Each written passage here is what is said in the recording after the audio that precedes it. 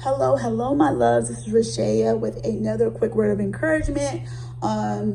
This word may not be for everyone. It may not encourage everyone, but this word is only for whoever this word may resonate with, whoever spirit it resonates with. This is who this word is for. And so the title of this word is, would you obey God for the promise? Are you willing to sacrifice for God? And so I'm coming from 2 Kings chapter 5, where it's talking about Naaman having leprosy and trying to, or wanting to be healed from the leprosy. And so to make a long story short, he has leprosy. His wife tells him about this prophet in Israel, Prophet Elijah.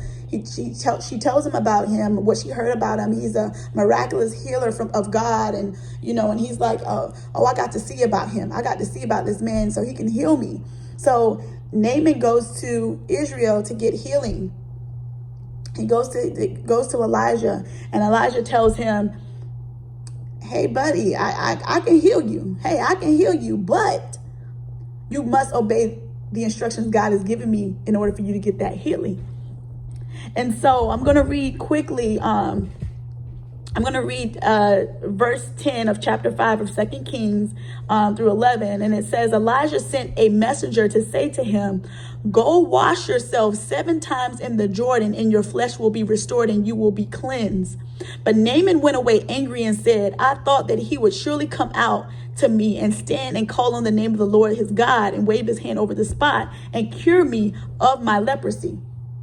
So Naaman thought, oh, he does miraculous healing. This is the prophet of God. I'm about to go and get a miraculous healing and then go on about my way. But God said, it don't work like that.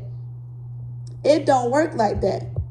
I'm going to see if you're going to obey me for this blessing. I'm going to see if you're willing to sacrifice some things to get this blessing. I want to see if you're willing to work for this. I want to see if you really believe in me, who I say I am. I want to see that. And so Naaman got mad, not only because he wanted to be miraculously healed, but God asked him to go into the Jordan River, that nasty Jordan River, compared to his own nation rivers. Naaman found that the Jordan River to be muddy and unappealing. And so God apparently was testing Naaman to see if he would obey, even if it cost him his pride. God.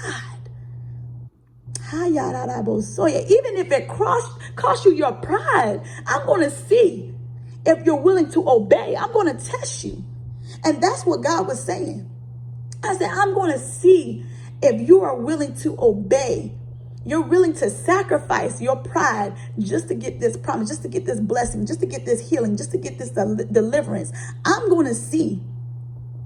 And so, sometimes you are required to do something in order to get the blessing or the promises of God.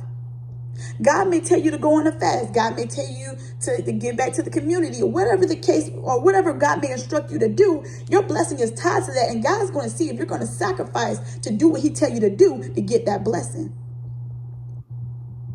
Obedience requires sacrifice. What are you willing to sacrifice for God? Your blessing also may be in the very place that you were overlooking. And just like Naaman, if Naaman would have walked away, and not dip in that water 7 times in that Jordan River, he wouldn't have been healed. So Naaman had to get rid of his pride in order to receive what he's doing. And some of you have to get rid of that pride in order to receive what God has for you. God may instruct you to go and apologize to that person that you may have hurt, or maybe have said something to, or God may instruct you to go do something for this person, but you may have too much pride that you don't want to go and do it. Oh, no, I ain't gonna do that because I don't want, I'm right and that person's wrong, or you want to be right. No, being right is not right all the time. Sometimes it's good to be wrong so that you can learn. And sometimes being wrong causes wisdom, increases your wisdom. You learn from being wrong. So it's okay to be wrong sometimes. It's okay. And so Naaman had to let go of that pride in order to receive his blessing, to receive his miracle, to receive the promise that God had for him. So I just wanted to share this quick word for some of you guys, whoever needed to hear this, whoever this word is for. I hope it blesses your life. I hope it encourages you to obey God and do what he tell you, what he instructs you to do in order to receive your blessing. What are you willing to sacrifice for God? What are you willing to sacrifice for Adonai? What are you willing to sacrifice? What are you willing to get rid of? It's a lot of things that you guys may need to get rid of. And God's saying, I have your blessing here. Your miracle is here. Your breakthrough is here. I have it right here. But I'm trying to see if you're willing to obey me. I'm trying to see what you're willing to sacrifice for me. I want to see what you're willing to sacrifice. Obedience requires sacrifice.